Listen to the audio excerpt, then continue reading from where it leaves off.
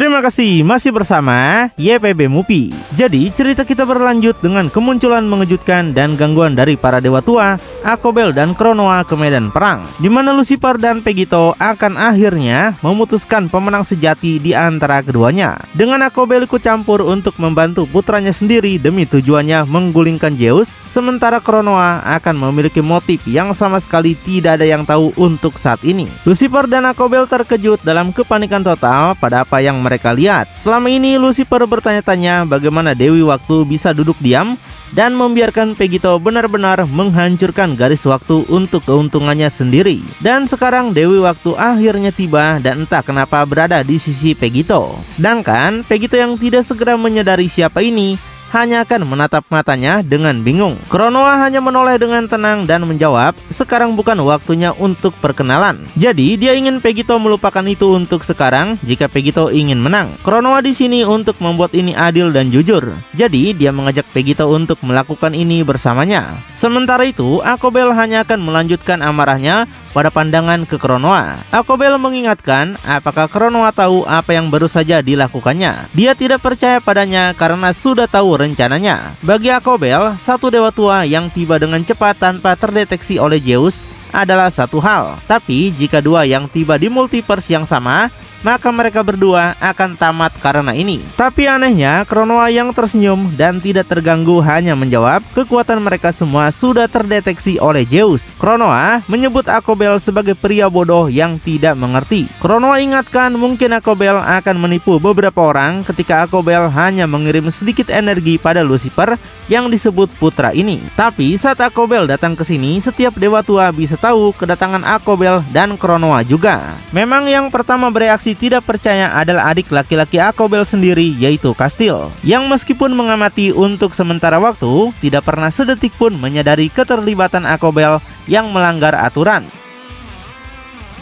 Poseidon akan menjadi yang berikutnya bereaksi juga, tahu bahwa tingkat dosa dewa tua ini adalah akhir bagi Akobel dan turnamen misterius yang telah dipersiapkan para dewa ini. Poseidon merasa kasihan sekali pada Akobel dan merasa ide turnamen akan berakhir gagal. Jadi Poseidon harus menyingkirkan Kratos dan dua anak buahnya karena turnamen tidak akan berjalan. Selanjutnya adalah Aries yang sambil merokok suryanya tidak peduli dengan semuanya. Tapi dia tahu Zeus akan sangat jauh dari kata senang melihat dua dewa tua mengacaukan multiverse dewa tua lain. Aries akan memeriksa keadaan Zeus setelah dia tenang nanti. Dan di panel berikutnya dari belakang kita akan mengamati satu dewa tua yang sangat besar dan berotot sedang menonton di layar peristiwa multiverse 20. Dengan dua pelayan akan menunggu dengan gugup untuk melayani. Akhirnya Zeus dalam segala kejayaan masa tuanya akan tampak dengan wajahnya tidak akan bisa menyembunyikan amarahnya yang luar biasa. Melalui cengkraman eratnya pada sandaran kursi, dia akan melakukan semua yang dia bisa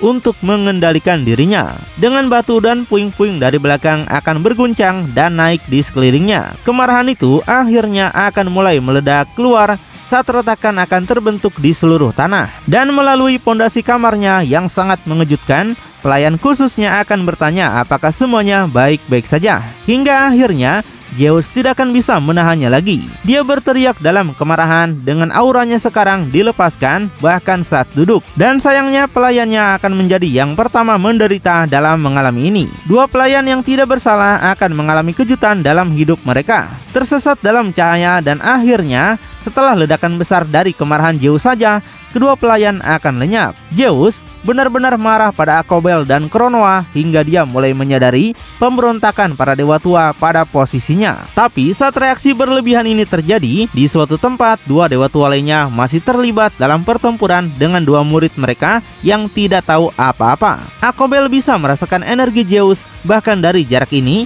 dan menyampaikan pada Kronoa bahwa mereka sudah tamat. Rencananya rusak bahkan sebelum dimulai. Tapi mendengar ini, Lucifer hanya akan bertanya apa yang sebenarnya dimaksud ayahnya. Lucifer yakin mereka akan memenangkan ini. Pegito dan Kronoa tidak bisa mengalahkan mereka bersama-sama. Lucifer sangat pede untuk bisa menyingkirkan Pegito dan mereka bisa menghadapi Zeus segera setelah itu. Tapi Pegito juga akan memiliki pertanyaannya sendiri sambil menatap Kronoa. Setelah mendengar kata-kata Akobel dan Lucifer, Pegito menanyakan apakah Kronoa adalah seorang dewa tua juga. Tapi sebelum Pegito bisa melakukan apapun dalam gaya klasiknya, para dewa yang geram dan mendominasi akan segera membungkam keduanya dengan teriakan tiba-tiba. Seketika mencengkram erat kedua bahu mereka sebelum lebih dekat di belakang keduanya muncul sebuah portal. Mata mereka menoleh ke belakang dengan sangat bingung. Dalam langkah berikutnya yang tidak terbayangkan, kedua dewa tua seolah-olah tahu mereka harus melakukan pelarian cepat akan bergegas ke portal masing-masing. Tapi masing-masing menarik bersamanya salah satu dari duo legendaris, Pegito dengan Kronoa dan Lucifer dengan Akobel. Setelah itu semua jejak tubuh mereka akan masuk dan segera setelah itu bahkan portal itu sendiri akan hilang. Sama sekali tidak ada yang tersisa di medan perang, hanya keheningan yang menyeramkan. Seolah-olah pertempuran untuk memutuskan jenis panah baru saja menjadi gelap. Sekali lagi menonton dengan cermat, 4 dari dewa tua akan bereaksi dengan rasa tidak percaya yang mendalam. Mereka merasa dengan Akobel dan Kronoa melakukan itu tidak akan berhasil. Dia merasa Akobel ternyata tidak sepintar yang kelihatannya. Seluruh kegagalan ini adalah drama paling banyak yang disaksikan alam dewa tua mereka dalam ribuan tahun. Dengan masing-masing sekarang bertanya-tanya apa nasib mereka nantinya dan kapan. Tapi akhirnya jauh dari pandangan yang lain, Lucifer sekarang akan mendarat dengan kasar di tanah yang jauh lebih halus daripada sebelumnya. Saat dia akan mengangkat kepalanya dan mulai berjuang kembali, di belakangnya Akobel sudah berdiri menunggu diam, tidak menjawab pertanyaan putranya tentang di mana mereka dan kenapa Pegito tidak ada. Lucifer penasaran apakah ini adalah salah satu tempat Akobel yang lain. Sekarang berdiri sambil menggosok kepalanya yang tampaknya sakit, Lucifer merasa Akobel telah membawanya kembali ke alam dewa tua. Tapi baginya ini terlalu dini. Lucifer awalnya berpikir ayahnya membutuhkannya untuk menghabisi Pegito. Namun secara dingin Akobel akhirnya akan berbicara menolehkan kepalanya. Akobel sekarang akan menyatakan bahwa Lucifer sendiri adalah targetnya untuk dia bunuh. Meninggalkan Lucifer hanya bertanya-tanya kenapa ayahnya ingin membunuhnya sekarang. Tapi ketika Akobel tidak memberikan klarifikasi lebih lanjut, Lucifer makin kebingungan. Padahal dia mengikuti apa yang Akobel perintahkan. Lucifer setuju dengan rencananya dan apa kesalahannya sampai mau dibunuh. Tapi melangkah maju dengan dingin, Akobel akan melontarkan pertanyaan. Apakah Lucifer belum tahu kesalahannya sendiri? Lucifer yang diberkati dengan segalanya bahkan diberikan kekuatannya sendiri yang dialirkan ke dalam dirinya untuk menjadi dewa tua. Tapi bahkan Akobel melihat Lucifer tidak bisa mengalahkan Pegito yang menyedihkan. Karena ulah Lucifer itulah membuat Akobel harus terlibat lebih dari yang seharusnya. Karena Lucifer jugalah Akobel harus menghadapi Zeus sendirian dan mati juga sendirian. Tapi Lucifer yang gemetar masih bergantung pada ayahnya ini akan menanyakan kenapa sendirian. Lucifer ingin bertarung bersama ayahnya dan mereka pasti bisa melakukan ini. Namun mengangkat tangannya seketika tepat di depan Lucifer, Akobel menegaskan bahwa Lucifer bodoh. Akobel beritahu Lucifer hanya diberikan 1% dari kekuatannya. Jadi Lucifer bukanlah apa-apa selain semut baginya. Rencananya adalah melatih Lucifer untuk menjadi sekutu yang layak demi meluangkan waktu mereka dengan penggulingan tahta Zeus. Tapi sekarang waktu bukanlah kemewahan yang mereka miliki lagi. Paling tidak Akobel ingin mencoba menyingkirkan beberapa bukti, salah satunya dengan membunuh Lucifer. Dan dengan tatapan ketakutan penuh dirinya sendiri, Lucifer tahu betul kekuatan yang tak tertandingi dari dewa tua sejati. Lucifer akhirnya akan menatap kematian di wajahnya. Akhir dari penjahat Dragon Ball yang paling licik akhirnya datang juga, tapi tampaknya bukan oleh tangan Pegito melainkan ayahnya sendiri. Namun sebelum Akobel membunuh anaknya, mereka mendengar suara menuntut dan berwibawa dari kejauhan. Tampaknya dari aura kinya saja Akobel akan sangat akrab dengan siapa itu. Tapi sebelum apapun bisa terungkap, di tempat lain Pegito akan tiba melalui portal juga. Tapi dia akan berada di suatu tempat yang sama sekali tidak seperti tempat Lucifer dan Akobel. Dia mendarat dengan lembut di rumput biru panjang. Namun ketika kita akan melihat Pegito dari depan, dia akan kurang terkesan dengan peristiwa baru-baru ini. Pegito menanyakan di mana Lucifer karena dia masih belum selesai dengannya. Tatapan mematikannya ke depan karena Pegito sangat yakin jika dia baru saja dibawa pergi dari Lucifer dan dia akan kembali untuk menyelesaikan pekerjaannya sekarang, atau semua kekacauan akan dia lepaskan. Dan kemudian dia akan segera beralih melihat dari sisi ke sisi area baru yang aneh ini, yang tidak menyerupai apapun yang pernah dia lihat sebelumnya. Dan segera di kejauhan dia akan melihat bangunan aneh hampir seperti kuil mini dengan pilar di sekelilingnya. Tapi seperti halnya Lucifer, suara lain akan memanggil dari dekat Pegito. Tapi yang satu ini akan terasa jauh lebih lembut dan jauh lebih akrab. Saat Pegito dengan hati-hati akan mulai mengalihkan pandangannya dari sudut matanya, dia akan terkejut. Secara luar biasanya, Whis agen ganda 3 atau mungkin sekarang bahkan 4 kali lipat dari awal seri Ultra Pegito, kini akhirnya kembali ke Pegito. Tangannya terulur seperti tidak ada yang berubah, seolah Pegito belum mempelajari apa yang telah Whis lakukan selama bertahun-tahun ini. Whis tahu ini sudah lama sekali, tapi dia berharap mereka bisa bicara. Hingga akhirnya, Pegito akan memanggil nama Whis secara histeris, menatap wajah dingin Angel yang hampir seperti robot, yang hanya akan tersenyum kembali. Karena sejenak tidak akan ada yang dipertukarkan oleh keduanya, dengan Pegito ditinggalkan benar-benar terdiam. Seluruh hasrat membunuhnya untuk membunuh Lucifer teralihkan oleh seseorang yang lebih pantas mati. Pegito nggak percaya Whis akan muncul sekarang setelah apa yang dilakukannya. Iblis yang Whis bantu dan teman serta keluarga Pegito yang Whis bunuh. Whis lah yang memberitahu Lucifer alasan dia memilih Pegito sebagai wadah. Alasan Pegito berubah menjadi monster seperti sekarang. Pegito awalnya berpikir Whis ada di pihaknya.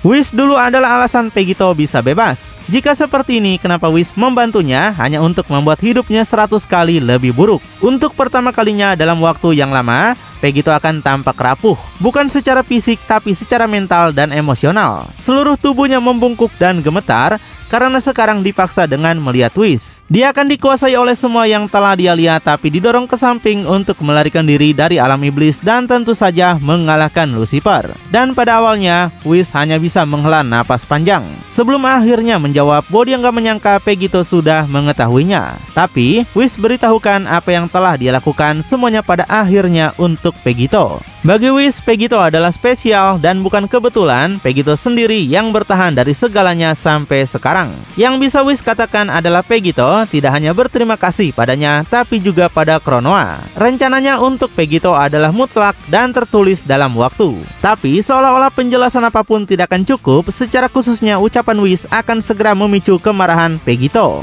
Kerentanan singkatnya hancur ketika kemarahan akan mengambil alih dirinya, mendorong tubuhnya untuk bergerak dengan kecepatan yang bahkan mengejutkan darinya. Seketika Pegito sudah ada di depan wajah Whis dengan pukulannya ditarik ke belakang. Tapi sayangnya bagi Pegito, saat dia mendekat, seseorang yang sama cepatnya akan menghentikan gerakannya. Benar-benar membekukan tubuhnya, seolah-olah waktu di sekitarnya telah membeku sendiri. Semua momentum hilang, tapi ekspresi pedasnya masih terlihat. Tapi dibekukan oleh kekuatan yang lebih tinggi atau tidak, Pegito akan memaksa setidaknya pupil matanya untuk bergerak dari sisi ke sisi. Dia mencoba melihat siapa yang baru saja melakukan ini. Dengan duduk di singgasananya, Kronoa Dewa Tua dan Kai tertinggi waktu akan menonton dengan santai, bahkan tanpa berkeringat saat menghentikan Pegito dengan kemampuannya. Saat wajahnya kemudian menjadi lebih serius, dia akan menyapa Pegito. Kronoa tegaskan, Pegito tidak punya sopan santun. Pegito baru saja tiba di sini dan jangan berpikir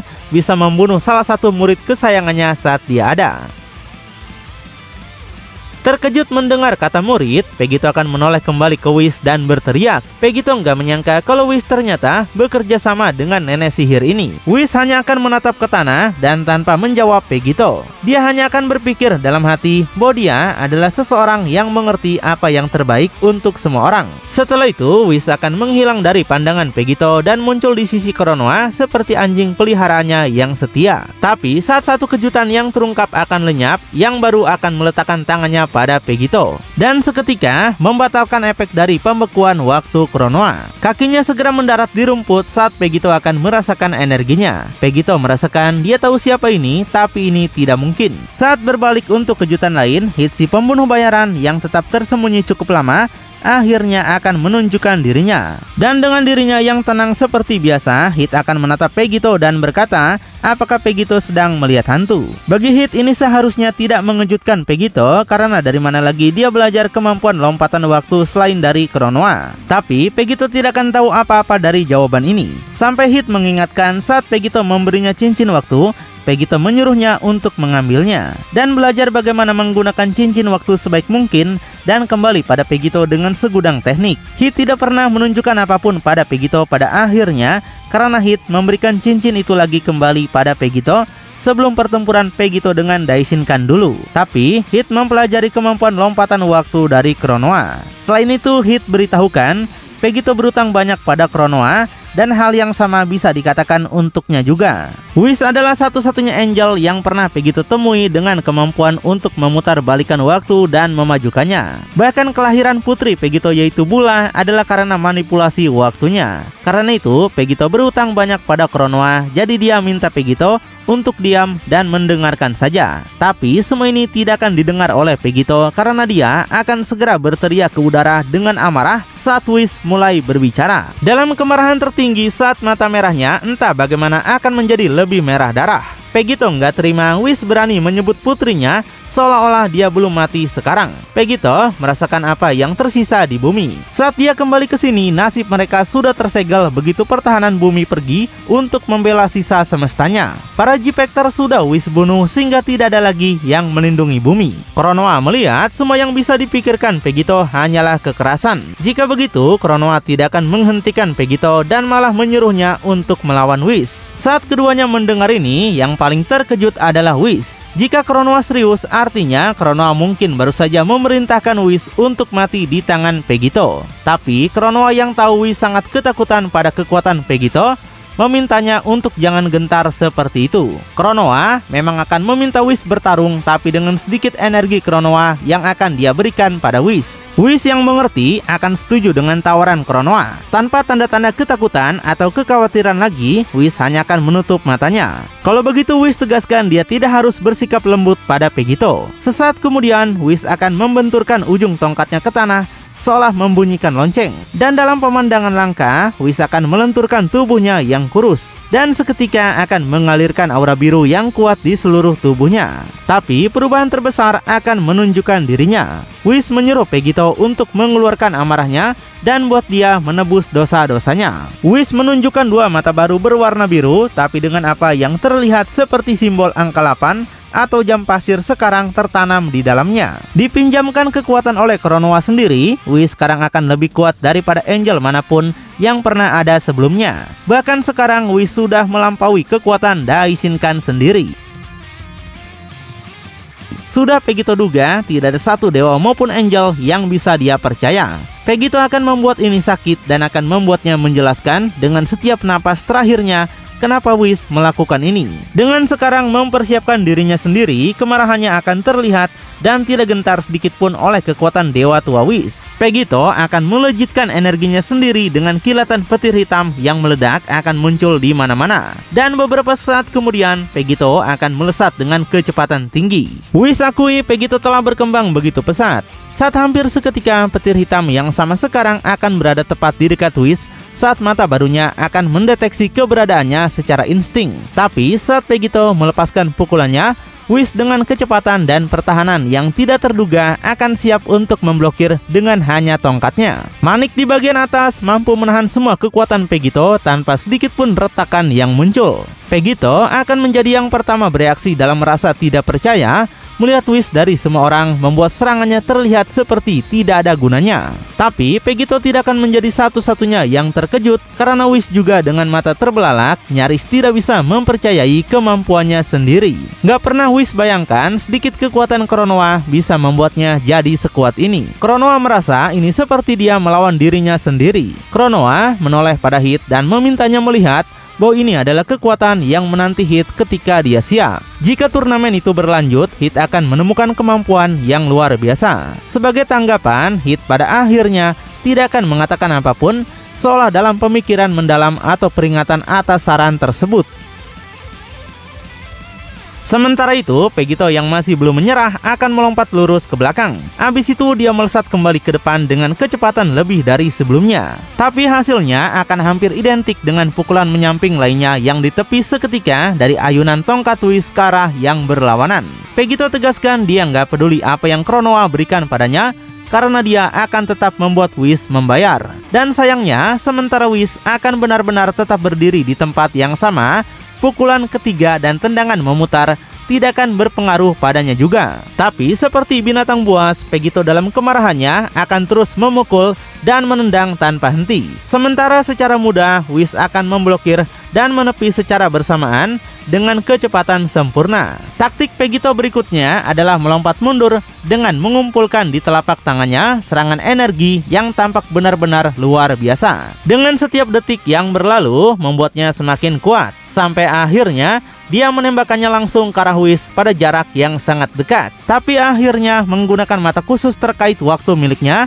Whis akan menatap ke depan ke arah cahaya dan membukanya lebar-lebar. Dan dari pandangan Whis dari belakang, sesuatu akan terjadi, tapi tidak akan jelas apa itu. Bahkan Pegito akan benar-benar bingung karena apa yang dia lihat di depannya bukanlah apa yang dia harapkan. Dan bahkan posisi tubuhnya tidak seperti yang diantisipasi. Secara luar biasanya, Pegito kemudian akan tampak kembali di posisi aslinya, masih memegang bola energi, seolah-olah dia tidak pernah menembakkannya. Itu seperti dalam waktu nyata, Whis telah memutar balikan waktu. Dalam gerakan dingin dan tenang, Whis akan mengucapkan satu kata, dan atas perintahnya serangan Pegito sendiri akan meledak dengan keras pada dirinya sendiri. Whis sekarang dibiarkan tidak mengucapkan sepatah kata apapun saat dia berdiri di tengah asap. Sementara Kronoa yang melindungi dirinya dengan perisai akan menyemangatinya dengan mengatakan, memang begitulah cara menggunakan waktu untuk keuntungannya.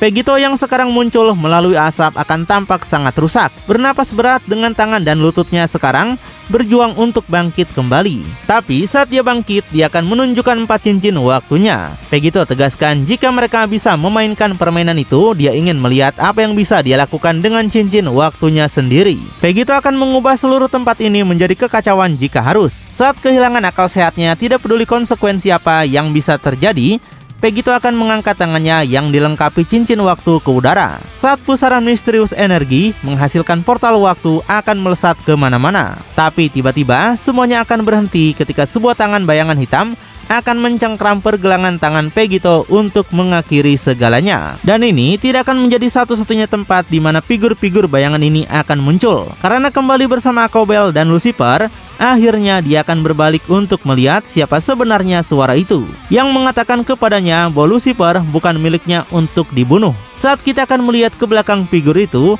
dan melihat rambut panjangnya, orang itu memang tidak asing. Hingga dalam pengungkapan ganda akhir yang mengejutkan, figur di dimensi Akobel adalah Dewa Tua Hera sendiri, pencipta Multiverse 20, seluruh multiverse asal Ultra Pegito dan Lucifer berada. Dan orang yang datang ke tempat Pegito sekarang tidak lain adalah Omni Pegito sendiri. Dengan senyuman congak di wajahnya, Pegito asli dan Omni Pegito akhirnya berhadapan muka dengan dirinya yang lain. Pria yang telah dia persiapkan selama ini sekarang akhirnya berada di depannya, membuat Akobel dan Pegito kini kehilangan kata-kata. Lalu bagaimanakah kelanjutannya? Makin penasaran? Tonton kelanjutannya di channel YPB Movie, channelnya anime bapak-bapak.